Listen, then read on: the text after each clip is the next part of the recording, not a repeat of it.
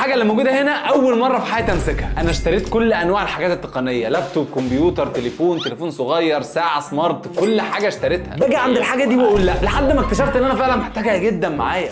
بسم الله.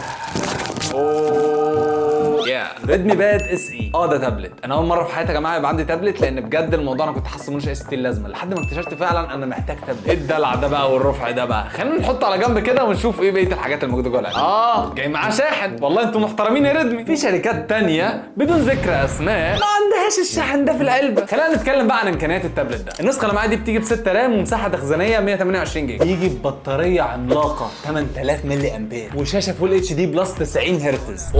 لا بالراحه بس كده. بص كده شكله عامل ازاي. شاومي نايس. ده شكل الكاميرا يا جماعه، انتوا شايفين؟ انا حاسس ان انا قاعد في شباك. اتاكد انك عامل لي لايك وفولو عشان اعمل لك ريفيو مفصل للتابلت ده. اللزقه دي مش عاجباني، انا اسف لاي حد عارفين بيشوف الفيديو ده. وخليني اقول لك ان